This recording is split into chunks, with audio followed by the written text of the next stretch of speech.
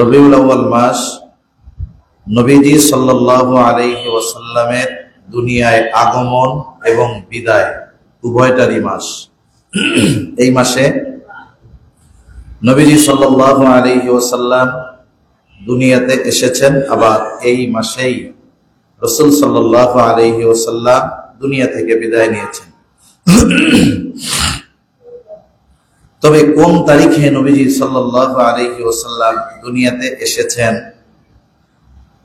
ঐতিহাসিকদের বর্ণনায় এই তারিখটার ব্যাপারে সুনির্দিষ্ট কোনো সংখ্যা পাওয়া যায় না।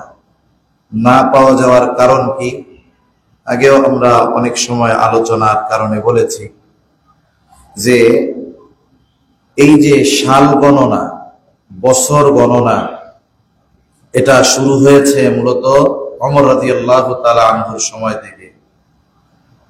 তারিখ গণনা, হিসাব রাখা, এগুলা শুরু হয়েছে ওমর রাদিয়াল্লাহু তাআলা আনহুর সময় থেকে। তবে এই বছর গণনার আগে মক্কার মানুষ মাসের হিসাব রাখত, বছরের হিসাব রাখত না। বড় কোনো ঘটনাকে কেন্দ্র করে ওই সময় থেকে তারা বছর গণনা শুরু করত। যেমন হাতির বছর, যে বছর ইয়েমেনের গভর্নর আবরাহা হস্তি বাহিনী নিয়ে কাবা ভেঙে দেওয়ার জন্য এসেছিল, এটা বড় এক ঘটনা।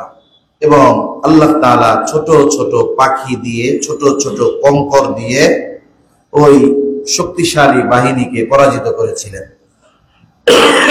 এটা একটা ঐতিহাসিক ঘটনা। এই যে তারা হিসাব রাখতো যে ওই যে হাতির বছরের, যে হাতির ঘটনার এত বছর পর। আরেকটা বিষয় হলো, যদি ওই সময় মানুষের জন্ম তারিখ যেমন আমরা এখন বাচ্চারা জন্মগ্রহণ করলে বার্থ সার্টিফিকেট আছে, অনেক সচেতন মা বাবা জন্ম তারিখ লিখে রাখে, সময়ও লিখে রাখে। ওই সময় আরবে ওইটা প্রচলন ছিল না। যদি থাকতো তাহলে হয়তো নবীজি সাল্লাল্লাহু আলাইহি ওয়াসাল্লামের জন্ম তারিখটাও সুনির্দিষ্টভাবে পাওয়া যেত। তবে কেউ কেউ বলেন 12 তারিখ, 9 তারিখ, 8 তারিখ, বিভিন্ন ধরনের মত পাওয়া যায়। কিন্তু এটা নিশ্চিত নবীজির জন্ম রবিউল আউয়াল মাসে। কোন তারিখে, এটার ব্যাপারে নবীজি কিছু বলেন নাই। আমার মনে হয় যদি বলার প্রয়োজনীয়তা থাকতো নবীজি সাল্লাল্লাহু আলাইহি ওয়াসাল্লাম বলতেন। তবে জন্ম সপ্তাহের কোন বারে হয়েছে এটা নবীজি নিজেই বলেছেন। যেমন নবীজি সাল্লাল্লাহু আলাইহি ওয়াসাল্লাম সপ্তাহে 2 দিন গুরুত্ব দিয়ে রোজা রাখতেন, সোম এবং বৃহস্পতিবার। জিজ্ঞাসা করা হলো, কেন এই 2 দিন আপনি রোজা রাখেন? নবীজি সাল্লাল্লাহু আলাইহি ওয়াসাল্লাম যে কারণ বললেন তার মধ্যে একটা হলো, সোমবার, এই দিন আল্লাহ তাআলা আমাকে দুনিয়াতে পাঠিয়েছে, এই জন্য আমি আল্লাহ তাআলার কৃতজ্ঞতা স্বরূপ সোমবারে রোজা রাখি। বৃহস্পতিবার বলে এই দিন বান্দার আমল, সাপ্তাহিক রিপোর্ট আল্লাহ তাআলার কাছে পেশ করা হয়। আমি এটা পছন্দ করি যে আমার আমল আল্লাহ তাআলার কাছে পেশ করা হবে, আর ওই অবস্থায় আমি থাকবো রোজাদার।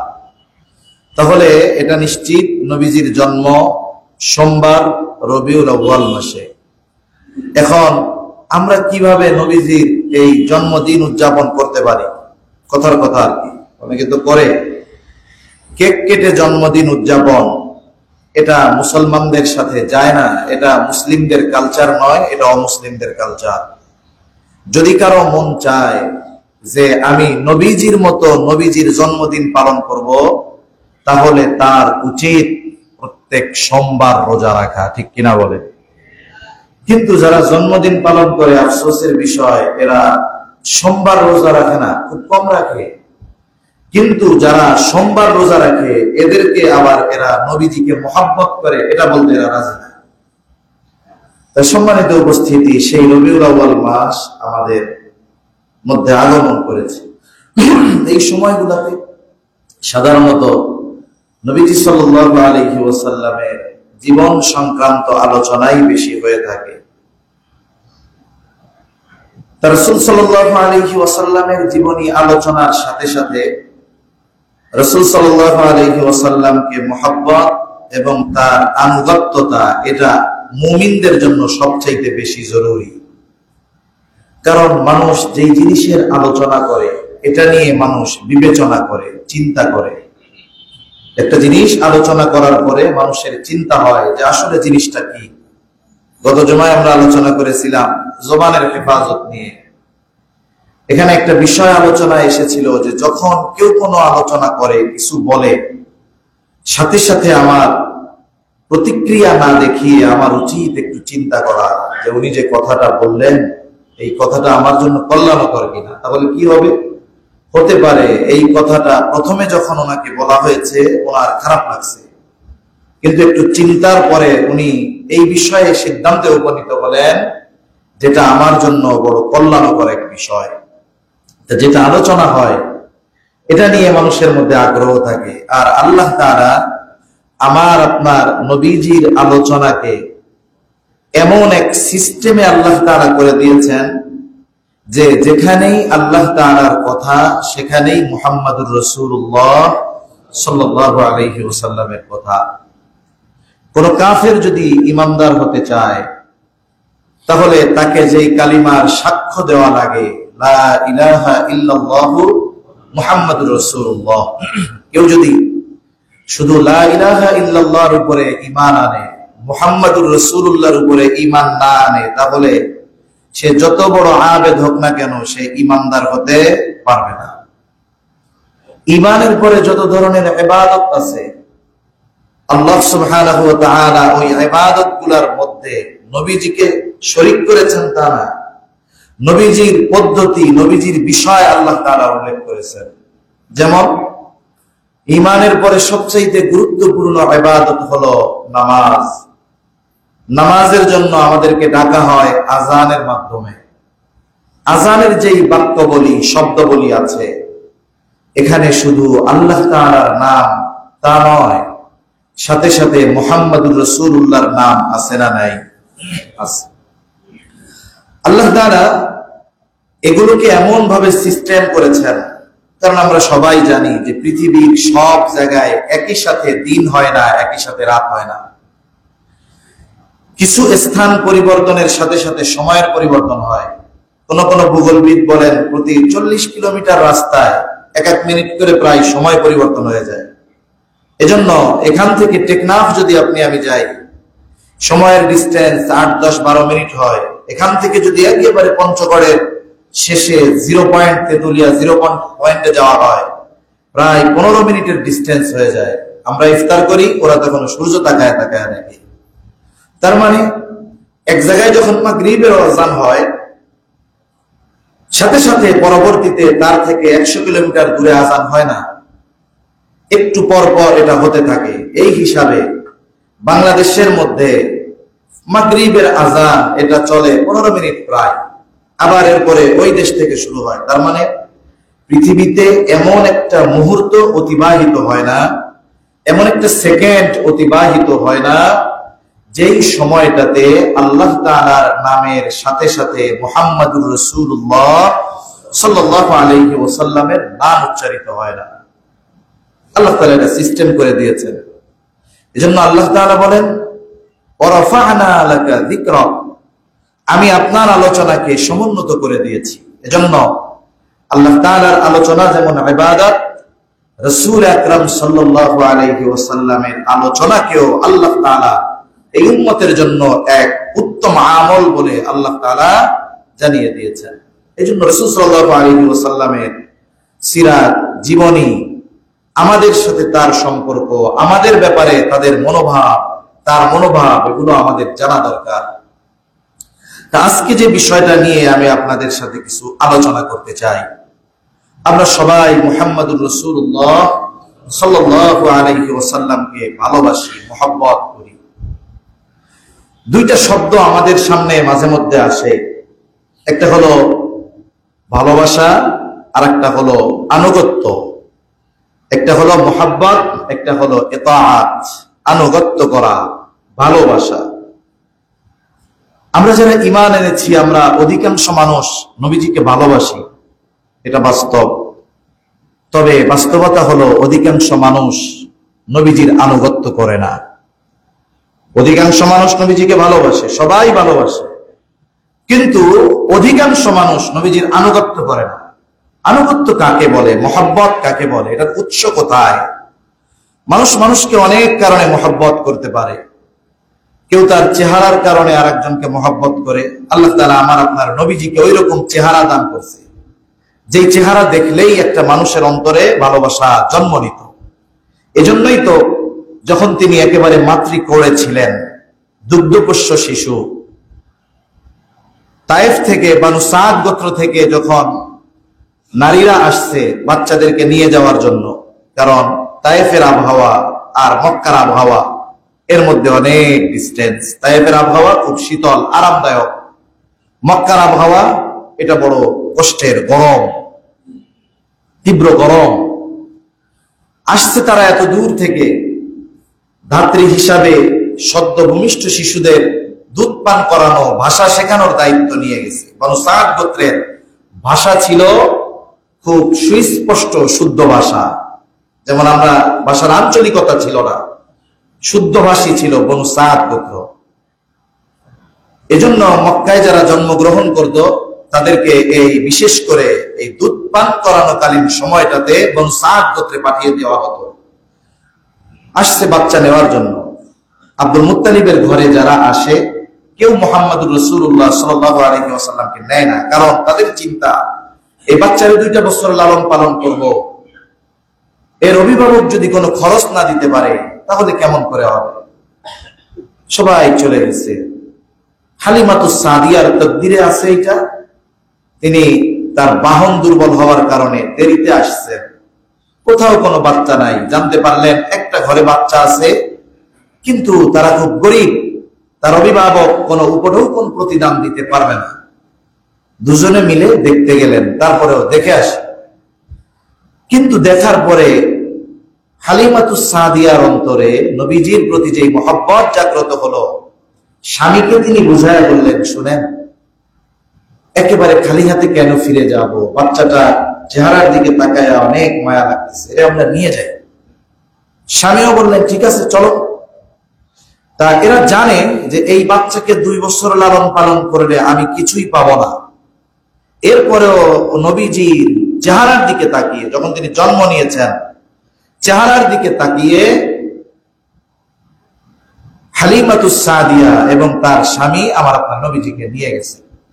এই যে মহব্বতের কারণে নবীজিকে গ্রহণ করেছে, নিয়েছে, আল্লাহ তাআলা এর প্রতিদান সাথে সাথে দেওয়া শুরু করছে। দুর্বল বাহন সবল হয়ে গেছে। ঘরের যেই ছাগলগুলা ছিল, বানে ওলানে দুধ ছিল না, এগুলো আল্লাহ তাআলা শিশু নবীজির বরকতে মুহূর্তের ভিতরে ভরপুর করে দিয়েছে। তা মূল কথা যেটা থেকে গেলাম, যে মহব্বত অনেক সময় মানুষ চেহারা দেখে, সৌন্দর্য দেখে করে, এটা নবীজির মধ্যে ছিল। আবার অনেক সময় মহব্বত মানুষ তার গুণের কারণে করে। অনেকের চেহারা ভালো না, কিন্তু লোকটার যোগ্যতা, গুণ ভালো, গুণের কারণে করে। মহব্বত একজন মানুষ আর এক মানুষকে আখলাকের কারণে করে, চরিত্রের কারণে করে। যেই সমস্ত কারণে একজন মানুষ আর একজনকে প্রকৃতপক্ষে ভালোবাসে, এই ধরনের সমস্ত গুণ আমার আপনার নবীজির মধ্যে পরিপূর্ণ যিনি দান করেছেন তিনি কে? আল্লাহ। তাহলে এই বিষয়টা নিশ্চিত, নবীজি ভালোবাসা পাওয়ার যত কারণ জাগতিক দৃষ্টিকোণ থেকে সবকিছু আল্লাহ তাআলা নবীজিকে দিয়েছেন। এজন্য যে অমুসলিম, সেও যদি হৃদয় পরিষ্কার করে নবীজির ব্যাপারে জানে, হৃদয় পরিষ্কার হতে হবে। আর যার অন্তরে হিংসা আছে, বিদ্বেষ আছে, তার চোখে কখনো মানুষের ভালো গুণ পড়ে না। আমি যদি চশমাটা কালো লাগাই, কালো, এখন দেখতেছি সাদা। আমি যদি সানগ্লাস লাগাই কালো, তাহলে আমার সামনে সুন্দর যে তাকেও কালো কালো মনে হবে। আমি যদি লাল চশমা লাগাই তাহলে সবকিছু লাল লাগবে। আর আমাদের নজরের পরিবর্তন চশমার কারণে হয় না, অন্তরের কারণে হয়। আমাদের অন্তরের অবস্থা যেমন, আমার মানুষের সাথে আমার নজর কথা এরকম হয়। এই জন্য কোনো অমুসলিমও যদি হৃদয় পরিষ্কার করে নবীজির সম্পর্কে জানে, নিঃসন্দেহে ওই ব্যক্তি নবীজিকে ভালোবাসতে বাধ্য হবে। তাহলে মুহাব্বতের উৎস কোথা থেকে? মুহাব্বতের মূল উৎস হলো আবেগ। মুহাব্বতের মূল উৎস কি? জোরে বলেন, মুহাব্বতের মূল উৎস কি? আবেগ। যার মধ্যে আবেগ নাই, ফিলিংস নাই, সে ভালোবাসতে পারে না। আর এই আবেগ নবীজির ব্যাপারে সর্বোচ্চ কাজ করার পরিপূর্ণ কারণ আল্লাহ তাআলা আমার আপনার নবীজির মধ্যে দিয়েছেন।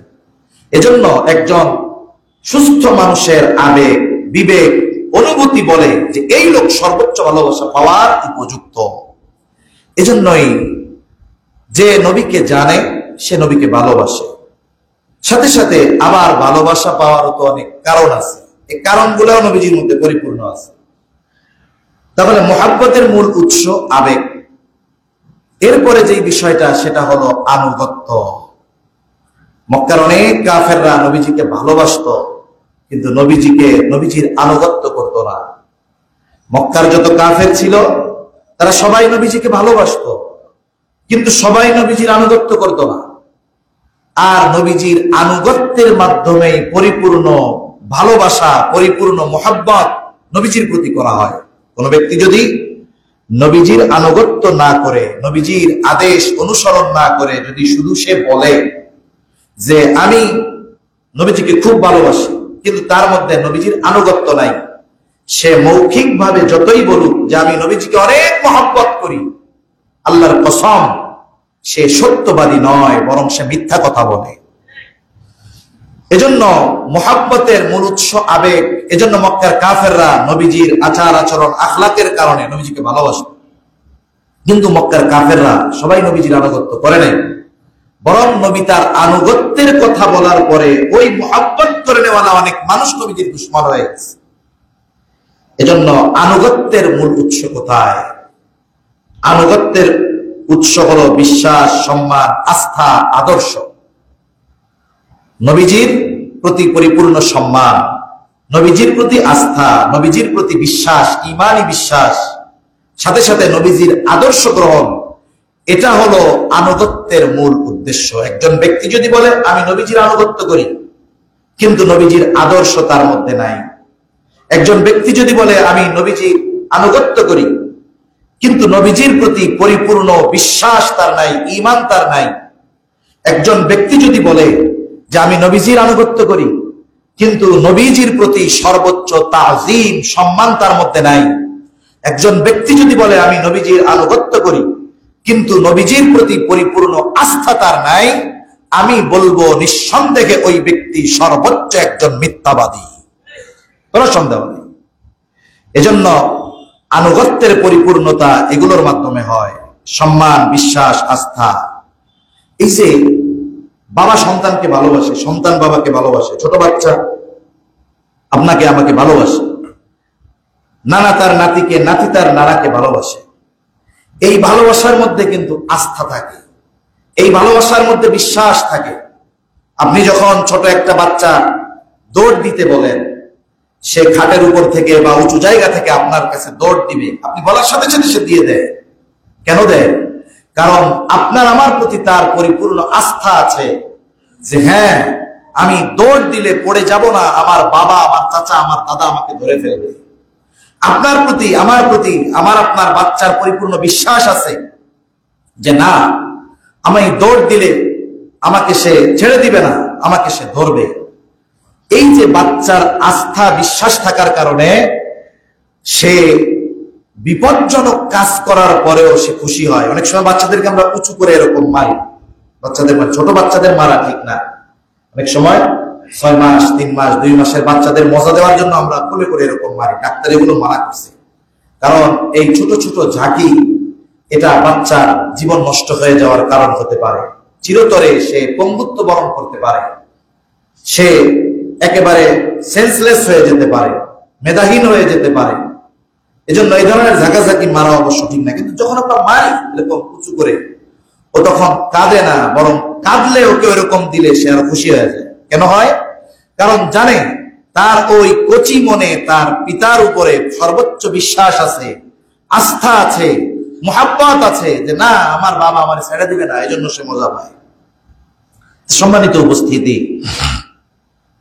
আনুগত্য পরিপূর্ণ হয় যেই ব্যক্তির আনুগত্য আমি করতেছি সেই ব্যক্তির আদর্শ পরিপূর্ণভাবে ধারণ করার মাধ্যমে। আনুগত্য পরিপূর্ণ হয় যেই ব্যক্তির আনুগত্য করতেছি সেই ব্যক্তির প্রতি পরিপূর্ণ বিশ্বাস থাকার মাধ্যমে। আনুগত্য পরিপূর্ণ হয় যার আনুগত্য করছি তার প্রতি পরিপূর্ণ আস্থা থাকার মাধ্যমে। আনুগত্য পরিপূর্ণ হয় আমি যেই ব্যক্তির আনুগত্য করছি তার প্রতি সর্বোচ্চ সম্মান থাকার মাধ্যমে। আমি চ্যালেঞ্জ দিয়ে বলতে পারি, হয়তো অনেকে রাগ হবেন, এই দুনিয়াতে যারা বলে আমি অমুকের অনুসারী, একজনের মধ্যে এই 4টা গুণ ওই ব্যক্তির ব্যাপারে পরিপূর্ণ নাই। এটা চ্যালেঞ্জ দিয়ে বলতে পারি। যদি থাকতো তাহলে নেতা পালাইতো না, কর্মীদের কঠিন অবস্থা হয়ে যাইত না। অবিশ্বাস তাদের মধ্যে ছিল, আস্থা করার মতো যোগ্যতা তাদের মধ্যে ছিল না। এজন্য দুনিয়ার ইতিহাসে পরিপূর্ণভাবে একমাত্র রাসূলের আনুগত্য যারা করেছে এরাই দুনিয়া আখিরাতে সফলতা অর্জন করেছে। এছাড়া আমার আনুগত্য যদি কেউ করে, বলে আমার প্রতি ওই 4 জিনিস পরিপূর্ণ আসার মতো যোগ্যতা আমার মধ্যে নাই, কারো মধ্যে নাই, একমাত্র মুহাম্মদুর রাসূলুল্লাহ সাল্লাল্লাহু আলাইহি ওয়াসাল্লামের মধ্যে আছে। এজন্য আনুগত্য হলো মুহাব্বতের পরিপূরক। এইভাবে যদি আমরা নবীজির আনুগত্য করি, এরপরে একটা ব্যক্তি তাকে বলা যায় সে আশিকে রাসূল। আশিকে রাসূল এত সহজ না আশিকে রাসূল হয়ে যাওয়া। আশিকে রাসূল হওয়ার জন্য কি করতে হবে আশা করি মোটামুটি আমরা বুঝতে পেরেছি। ওই ব্যক্তির প্রতি আনুগত্যশীল হতে হবে। আর আনুগত্যশীল যদি হতে হয় ওই ব্যক্তির প্রতি সর্বোচ্চ বিশ্বাস, সর্বোচ্চ আস্থা, সম্মান এবং তার আদর্শের পরিপূর্ণ অনুসরণকারী হতে হবে। তাহলে বলা যাবে যে আমি রাসূলের একজন উম্মত। এর আগে আমরা যা বলি এটা বাস্তবতার সাথে আসলে মিল নাই। তাই সম্মানিত উপস্থিতি, এই মুহাব্বতের কথা আল্লাহ তাআলা কোরআনুল কারীমে বলেছেন। আল্লাহ তাআলা কোরআনুল কারীমের মধ্যে বলেন, কুল ইন কুনতুম তুহিব্বুনাল্লাহা ফাত্তাবিউনি ইউহিব্বুকুমুল্লাহ ওয়া ইয়াগফির লাকুম যুনুবাকুম ওয়াল্লাহু গফুরুর রহিম। আল্লাহ তাআলা বলেন, ইন কুনতুম তুহিব্বুনাল্লাহ, তোমরা যদি আল্লাহকে ভালোবাসতে চাও। ভালোবাসা শুধু নবীর প্রতি না, আল্লাহর প্রতিও তো হইতে হবে। উভয়ের প্রতি ভালোবাসা সর্বোচ্চ হতে হবে। আর আল্লাহর প্রতি ভালোবাসার পূর্ণতাও আনুগত্যের মাধ্যমে হয়। আল্লাহর প্রতি ভালোবাসাও পরিপূর্ণ আনুগত্যের মাধ্যমে হয়। এজন্য আল্লাহ তাআলা বলেন, নবী হে আপনি বলেন, ইন কুনতুম তুহিব্বুনাল্লাহ, তোমরা যদি আল্লাহকে ভালোবাসতে চাও। নবীকে বলার নির্দেশ আল্লাহ তাআলা দিচ্ছেন, আপনি বলেন ফাত্তাবিউনি, তাহলে তোমরা আমার আনুগত্য করো, আমার অনুসরণ করো। যদি আমার আনুগত্য করো, আমার অনুসরণ করো, তাহলে শুধু আল্লাহ তাআলাকে তোমাদের ভালোবাসা হবে এমনটা নয়, ইউহিব্বুকুমুল্লাহ, আমার আনুগত্য করার কারণে স্বয়ং আল্লাহ তোমাদের ভালোবাসবে। তাহলে নবীজির আনুগত্যের গুরুত্ব কতটুকু, যে নবীজির আনুগত্য করলে ভালোবাসে কে? আরো জোরে বলেন, কে ভালোবাসে? আল্লাহ ভালোবাসে। যে ওই শর্তগুলো পূরণ করে নবীজির আনুগত্য করতে পারবে সে আল্লাহর ভালোবাসা পেয়ে যাবে। আর আল্লাহ তাআলা যাকে ভালোবাসে কি হয়? ওয়ায়াগফির লাকুম যুনুবাকুম, আল্লাহ রাব্বুল আলামিন তার পাপগুলোকে maaf করে দেয়। তাহলে আল্লাহর ভালোবাসা পাওয়ার জন্য নবীজির আনুগত্য দরকার। আনুগত্যের মাধ্যমে নবীজিকেও ভালোবাসা হয়, আল্লাহকেও ভালোবাসা হয়। Two in one. এখন আল্লাহ তাআলা কোরআনুল কারীমের মধ্যে তার আনুগত্যের কথা বলেছেন। তবে আনুগত্য মূলত তার করা সহজ। কার?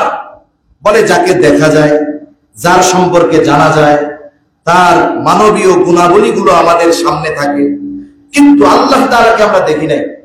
তাহলে আল্লাহর আনুগত্য কোথায় গেলে হবে? আল্লাহর আনুগত্য নবীজির আনুগত্যের মধ্যে। এজন্য আল্লাহ তাআলা বলেন, মাইয়ুতি'র রাসূলা ফাকাদ আতা আল্লাহ, আল্লাহ তাআলা বলেন, যে রাসূলের আনুগত্য করলো সে আল্লাহ তাআলার আনুগত্য করলো। তাহলে রাসূলের অনুসরণ এর মধ্যে আছে আল্লাহ এবং রাসূলের প্রতি মহব্বত এবং আল্লাহর আনুগত্য। এর দ্বারা কি হবে? আল্লাহর ভালোবাসা পাওয়া যাবে। একটা হাদিস আছে, আল্লাহর ভালোবাসা যদি কোনো ব্যক্তি পেয়ে যায়, একটা হলো আমি একজনকে ভালোবাসি, আমি একজনকে মহব্বত করি, এটা আমি জানি কিন্তু সে জানে না। কিন্তু আমাকে আরেকজন ভালোবাসে, আমি তো বাসি বাসি, সেও আমাকে ভালোবাসে। এই ভালোবাসার গভীরতা অনেক, এই ভালোবাসার মধ্যে তাৎপর্য অনেক, এই ভালোবাসার মধ্যে অন্যরকম এক অনুভূতি আছে যে আল্লাহ তাআলা আমাকে ভালোবাসে। কত মহব্বত, কত ভালোবাসা, এখানে কত গভীরতা মহব্বত, এটা কল্পনা করার মতো সুযোগ নাই। দুনিয়ার মহব্বত কি হয়? মহব্বতে যদি ব্যক্তির ক্ষেত্রে সমতার কমতি হয়, সমতার কমতি, মনে করেন আল্লাহ তাআলার সাথে বান্দার উপমা দেওয়ার তো কোনো সুযোগ নাই, সুযোগ আছে? তাহলে এমন এক মহান সত্তা আমার মতো একজন তুচ্ছ পানি থেকে বানানো মানুষকে ভালোবাসে, এর চাইতে বড় বিষয় আর কি হতে পারে? দুনিয়ার কোন প্রাইম মিনিস্টার, দুনিয়ার কোন রাষ্ট্রপতি, প্রধানমন্ত্রী, সে যদি কাউকে চিনে, জানে, ভালোবাসে, তার মহব্বতের লোক হয়, ওই লোকটা সমাজে যত গরিব হোক না কেন, প্রধানমন্ত্রী যে ভালোবাসে, তার পাওয়ারের ঠেলায় ওই এলাকার এমপির মাথা গরম হয়ে যাবে যে অমুকরে কিন্তু খুব ভালোবাসে প্রধানমন্ত্রী। তার মানে ওই মহান সত্তার ভালোবাসা যেই বান্দা পায়, দুনিয়ার মধ্যে তার মর্যাদা, দাম বেড়ে যায়। সুবহানাল্লাহ। এখন বিষয় হলো, সব লোক ওই ব্যক্তির মূল্যায়ন করতে পারে না, এটা স্বাভাবিক। মনে করেন কেন পারে না? মানুষ একটা জিনিসের মূল্যায়ন করতে না পারার যতগুলো কারণ, এর মধ্যে একটা হলো তার অজ্ঞতা, একটা হলো হিংসা, আর একটা হলো না জানা। এই ধরনের কারণগুলো সামনে যখন আসে, তখন সে গুণী ব্যক্তিরও কদর করে না, এটা স্বাভাবিক বিষয়। একটা হলো তার বুঝের কমতি। আমি যদি ছোট একটা বাচ্চার হাতে একটা চকলেট দেই আর সমপরিমাণ একটা স্বর্ণের টুকরা দেই, বলেন তো এই ছোট বাচ্চা বুঝের কমতি থাকার কারণে, আকল পরিপূর্ণ না হওয়ার কারণে চকলেট নিবে না স্বর্ণ নিবে? ওজন স্বর্ণ হাতে নিয়ে যদি দেখে গালে দিলে বলে ফেলায় দেয়, কি দিচ্ছে, চকলেট খেয়ে বলবে মজা, খুব মজা। এই যে এত দামি জিনিসের কদর সে করতে পারলো না কেন? বলে তার বোঝার মতো আকল নেই, এই জন্য পারে না। আরেকটা হলো, যদি কারো প্রতি কারো বিদ্বেষ থাকে, ওই ব্যক্তি যত ভালো হোক, তার কোনো ভালো কাজ তার ভালো লাগবে না। ওই ব্যক্তি যত গুণী হোক, তার ভালো কাজ তার ভালো লাগবে না। এটা বিদ্বেষের কারণে হয়, হিংসার কারণে হয়। আরেকটা হলো অহংকারের কারণে হয়। আল্লাহ তাআলা আদম আলাইহিস সালামকে বানিয়েছেন, নিজ হাতে বানাইছেন। আল্লাহ তাআলা আদম আলাইহিস সালামকে আযাজিল সহ ফেরেশতা সবাইকে বলছে সিজদা করার জন্য, যেটা আল্লাহ তাআলা গুরুত্ব দিয়ে সিজদা করতে বলতেছে, তাহলে এটা তো বড় দামি জিনিস। এটা প্রস্তুত মাটি থেকে হোক আর অন্য কিছু থেকে হোক, কিন্তু সবাই সিজদা করেছে। মাটির তৈরি আদমকে সিজদা করেছে নূরের তৈরি ফেরেশতারা, কিন্তু অহংকারের কারণে মাটির তৈরি আদমকে আগুনের তৈরি শয়তান আযাজিল সিজদা করতে পারে না। যদি আমার মধ্যে বুঝের কমতি না থাকে, আকল ঠিক থাকে, অহংকার আর হিংসা যদি না থাকে, তাহলে আমি দুনিয়ার যারা ভালো মানুষ, তাদের ভালো গুণের কদর করার যোগ্যতা আমার মধ্যে অর্জন হবে, না হলে কিয়ামত পর্যন্ত হবে না। তাই এখন যারা আল্লাহকে ভালোবাসে, দুনিয়ার মধ্যে তারা দামি মানুষ। এই দামি মানুষগুলোকে যারা দামি মানুষ মনে করে না, এদের আকল ঠিক নাই, এদের অন্তরে বিদ্বেষ ভরা, এরা অহংকারী। এই জন্যই এরা মূলত দামি মানুষগুলোর কদর করে না। তবে আল্লাহ তাআলা এদের মাধ্যমে একটা সময় এদের কথা, এদের ঘ্রাণ আল্লাহ তাআলা ছড়িয়ে দেন। এই জন্য হাদিসের মধ্যে আসছে, রাসূলুল্লাহ সাল্লাল্লাহু আলাইহি ওয়াসাল্লাম বলেন, আল্লাহ তাআলা যখন দুনিয়ার কোন বান্দাকে ভালোবাসে, তখন জিবরাইল আলাইহিস সালামকে ডেকে বলে, জিবরিল, আমি দুনিয়ার অমুককে ভালোবাসি, তুমিও ভালোবাসো। আল্লাহ তাআলা তার ওই মুহাব্বতের বান্দার পরিচয় জিবরাইল আলাইহিস সালামকে করায়া দেয়।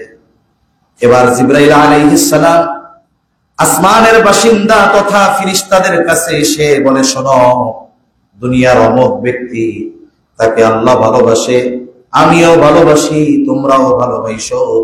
এইবার আসমানের বাসিন্দা তথা ফেরেশতারা তাকে ভালোবাসতে শুরু করে। নবীজি বলেন, এরপরে আল্লাহ তাআলা দুনিয়ার মানুষের অন্তরের মধ্যে ওই ব্যক্তির ভালোবাসা আর গ্রহণযোগ্যতা তৈরি করে দেয়। তাহলে আমি আপনি যদি মানুষের কাছে গ্রহণযোগ্য হতে চাই, মানুষের প্রকৃত মহব্বত পেতে চাই, একটা হলো আর্টিফিশিয়াল দেখানো মহব্বত। আমার সামনে আসলেন, কত হাসি দিয়ে সুন্দর মতো কথা বললাম, যাওয়ার পরে কোনো একবারে ফালতু এক মানুষ, এটা কি আসল মহব্বত হয়েছে নাকি? আসল মহব্বত হয় নাই তো। মহব্বত তো সামনে থাকুক আর অগোচরে থাকুক, ওই ব্যক্তির ব্যাপারে আমার ধারণা, সুধারণা সর্ব অবস্থায় থাকবে, এটা হলো আসল মহব্বত।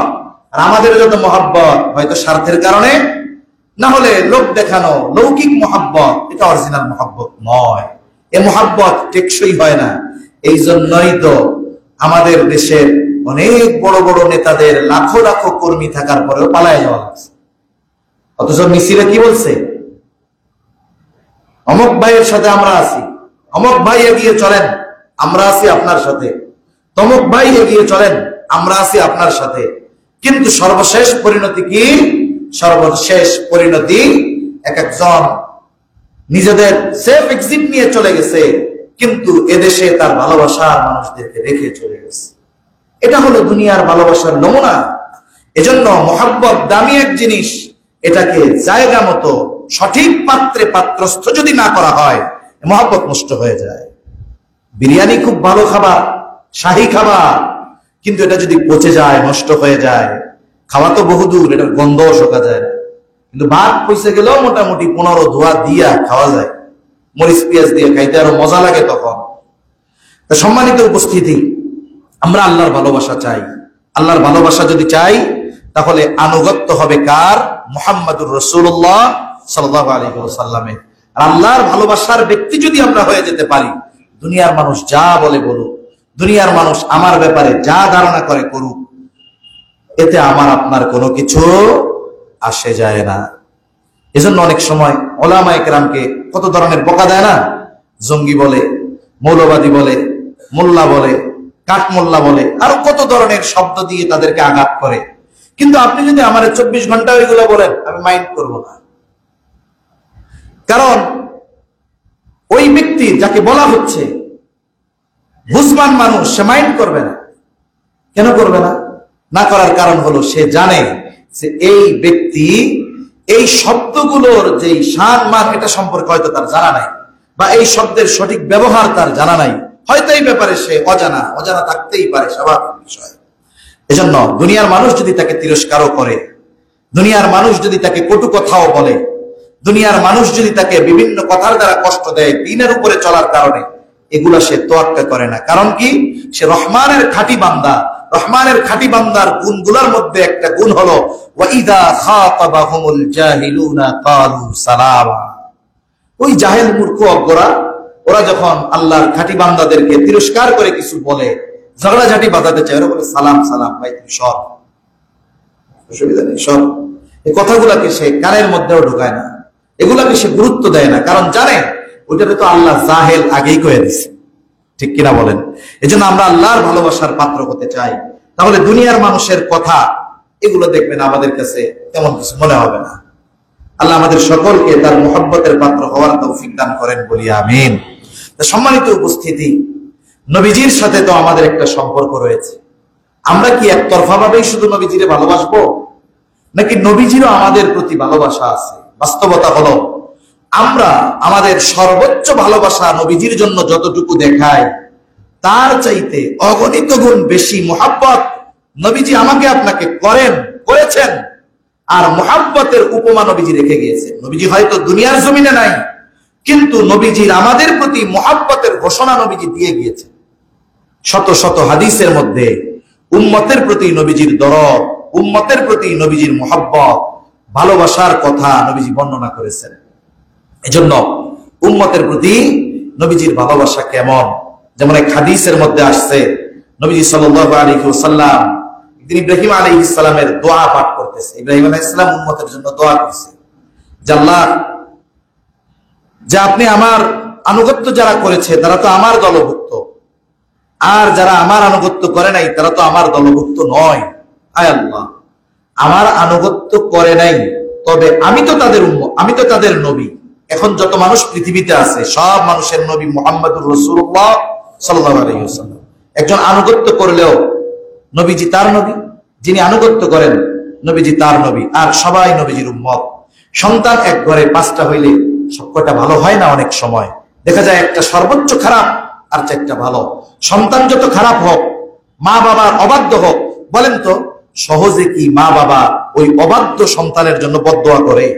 বরং ওইটার জন্য চিন্তা আরো বেশি থাকে, ওইটার জন্য দোয়া আরো বেশি থাকে যে অন্যগুলা তো আলহামদুলিল্লাহ ভালো হয়ে গেছে, যেটা আমার আনুগত্য করে না, আমার অবাধ্য, এটা যেন ভালো হয়ে যায়। এই জন্য নিজেও বেশি দোয়া করে, সবার কাছে বেশি দোয়াও চায়। ইব্রাহিম আলাইহিস সালাম দোয়া করতেছে, ওই দোয়ার আয়াত আল্লাহ নবী তিলাওয়াত করে বলেন, রব্বি ইন্নাহুন্না আযলাল্না কাসীরাম মিনান নাস ফামান তাবিআনি ফাইন্নাহু মিন্নী ওয়া মান আসানি ফাইন্নাকা গফুরুর রহিম। ইব্রাহিম আলাইহিস সালাম বলে, আল্লাহ রব,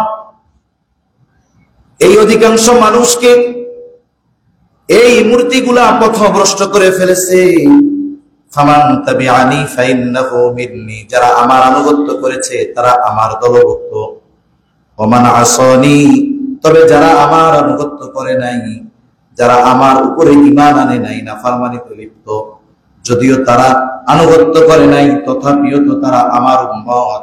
ফাইন্নাকা গফুরুর রহিম। ইব্রাহিম আলাইহিস সালাম কেমন যেন বলে, আল্লাহ, আমার ওই আনুগত্য যে উম্মতেরা করে নাই, আল্লাহ আপনি তাদেরকেও মাফ করে দেন। ঈসা আলাইহিস সালাম তার উম্মতের জন্য দোয়া করেছে, ইন তুআযিবহুম ফাইন্নাহুম ইবাদুক ওয়া ইন তাগফির লাহুম ফাইন্নাকা আনতাল আজিজুল হাকীম। আয় আল্লাহ, ইন তুআযিবহুম, আপনি যদি তাদের শাস্তি দেন তারা তো আপনারই বান্দা, ওয়া ইন তাগফির লাহুম, আর যদি আপনি তাদেরকে মাফ করে দেন, ফাইন্নাকা আনতাল আজিজ আল হাকীম, আপনি মহা পরাক্রমশালী, মহা প্রজ্ঞাময়। আপনি যদি চান আমার ওই গুনাহগার উম্মত, আপনার গুনাহগার বান্দাগুলোকে মাফ করে দিতে পারে।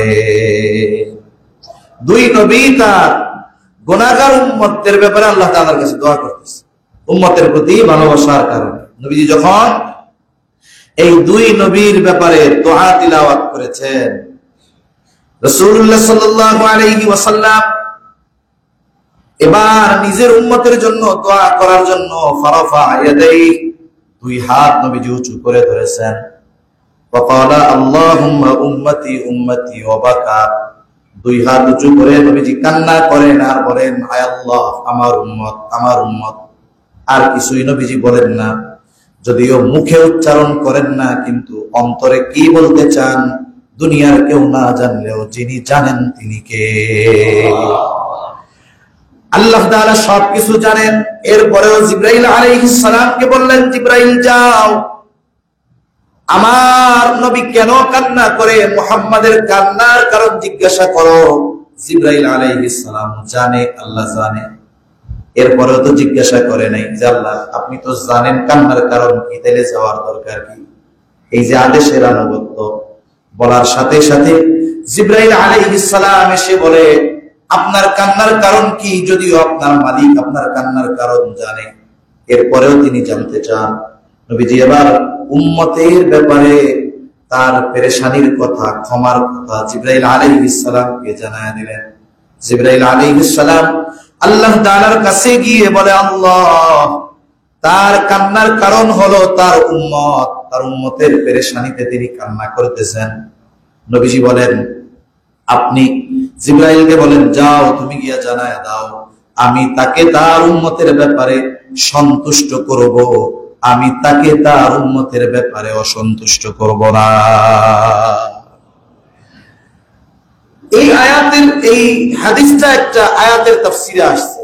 সূরা দুহার মধ্যে একটা আয়াত আছে, আল্লাহ রাব্বুল আলামিন নবীজিকে প্রথমে সান্ত্বনা দিচ্ছেন, কারণ একজন দুষ্ট মহিলা নবীজির ব্যাপারে বলছে যে রবের ছেড়ে দিয়েছে, এরপরে অসন্তুষ্ট হয়েছে। তখন আল্লাহ তাআলা কি বলেন, যে সুসংবাদগুলো দিয়েছেন এর মধ্যে একটা হলো ওয়ালা সাউফা ইউতিকা রাব্বুকা ফাতারদা, ওয়ালা সাউফা ইউতিকা রাব্বুকা, অচিরেই আপনার রব আপনাকে এমন কিছু দিবেন ফাতারদা, আপনি খুশি হয়ে যাবেন। এই আয়াতটা এর জবাবে নবীজি কি বলতেছেন আল্লাহরে? তিনি বলতেছেন, আল্লাহ বলতেছেন যে আপনার রব আপনাকে অচিরেই এমন কিছু দিবেন আপনি খুশি হয়ে যাবেন। নবীজি বলেন, আমি ততক্ষণ খুশি হব না যতক্ষণ না আমার সব উম্মতকে মাফ করে জান্নাত না দেওয়া হবে, সুবহানাল্লাহ, ততক্ষণ পর্যন্ত আমি খুশি হব না। বেঈমানদের কথা ভিন্ন, তবে যার অন্তরে যারা পরিমাণ ঈমান আছে, আমি আপনি তার আনুগত্য না করি ঠিক, কিন্তু আমার আপনার প্রতি তার মুহাব্বত কত, যে নবীজি বলতেছেন আল্লাহকে যে আমি ততক্ষণ খুশি হব না যতক্ষণ না আমার সব উম্মতকে মাফ না করে দেওয়া হবে।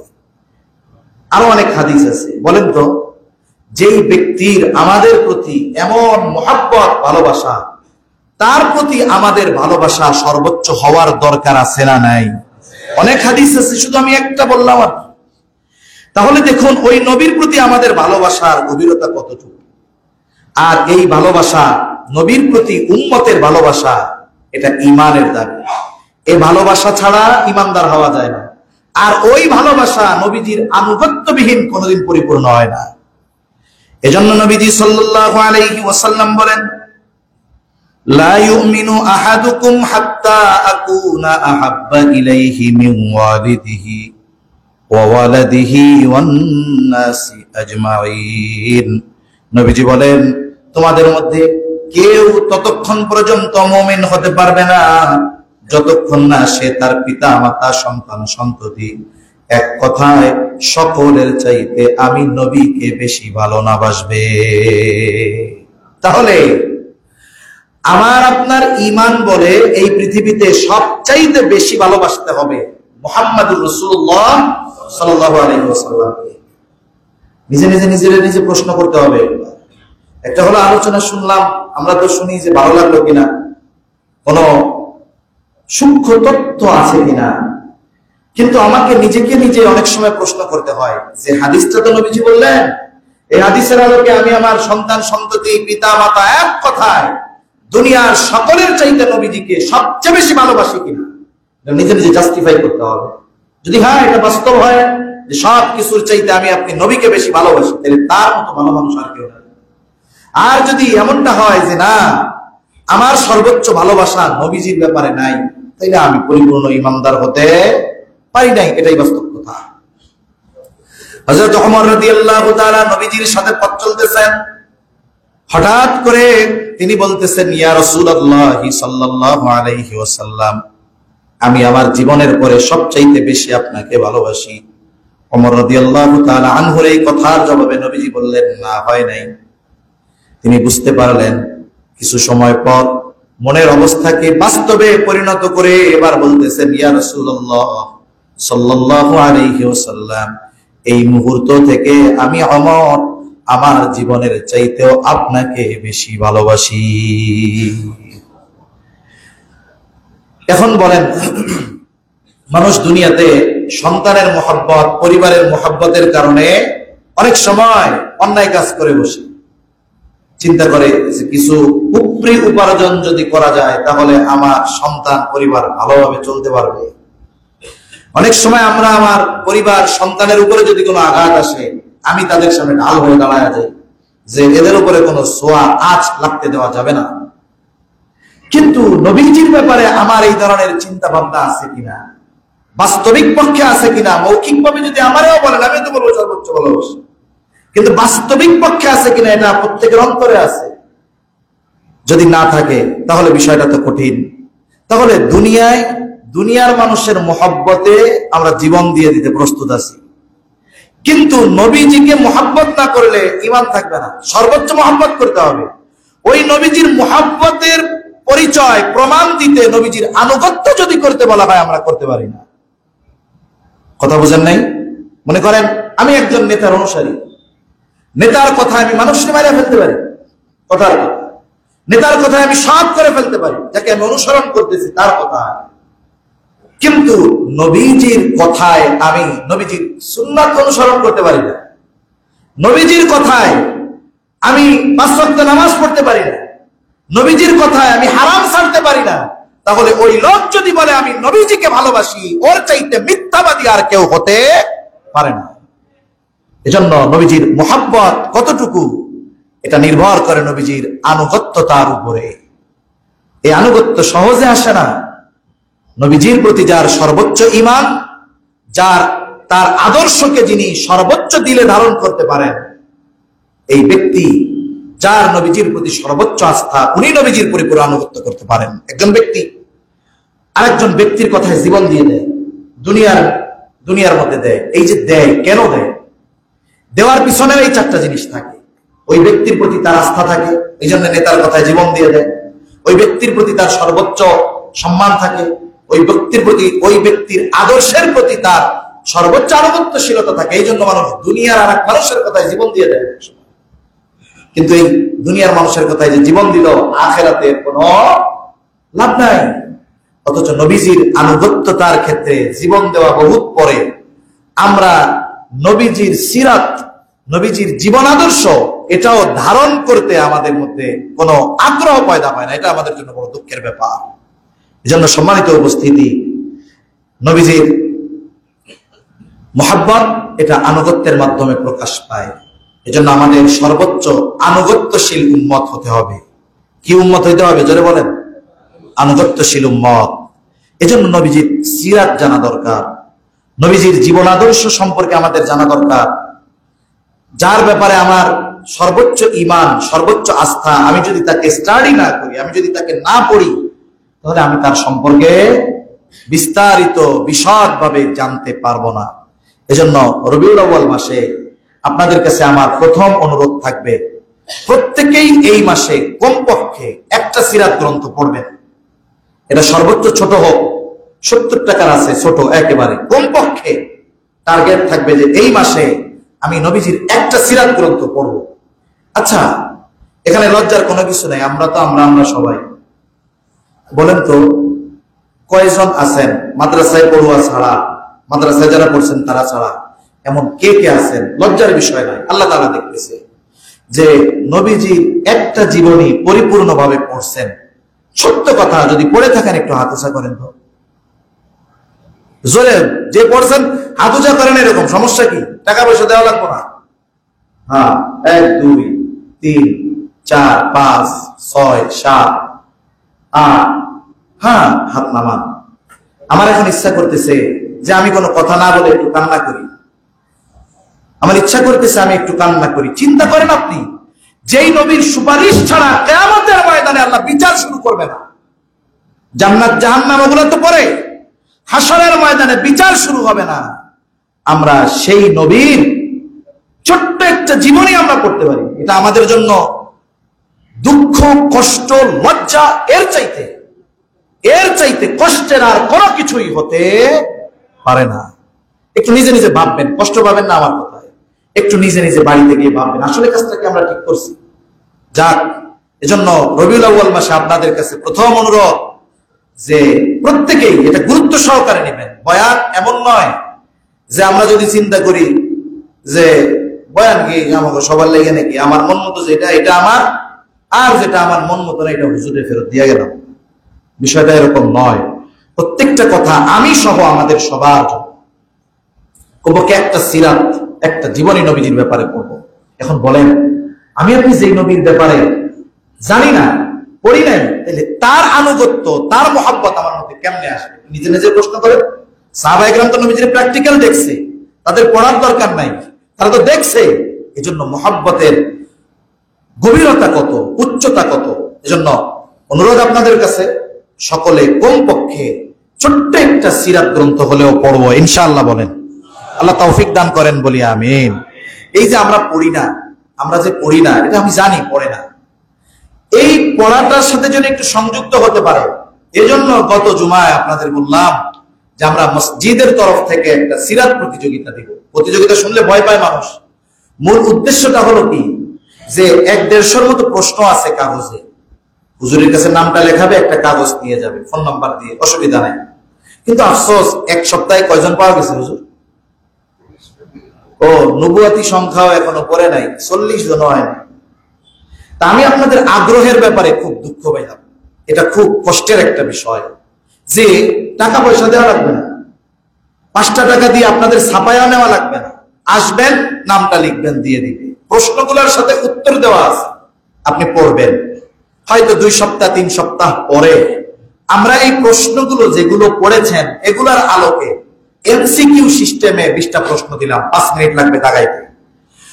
প্রতিযোগিতামূলক উদ্দেশ্য নয়, আমার উদ্দেশ্য ছিল যে সিরাতের সাথে প্রশ্ন উত্তর আকারে হলেও একটু সম্পৃক্ততা হোক, একটু গায়ে লাগুক না, অসুবিধা কোথায়, একটু লাগুক গায়ে, এরপরে আগ্রহ পয়দা হবে আরো জানার জন্য। কিন্তু ওই সেই অঙ্ক শেখানোর গল্প আমার মনে পড়ে গেছে। 2 ভাই, এদেরকে কোনো মাস্টার পড়াইতে পারে না, অঙ্ক করাইতে পারে না।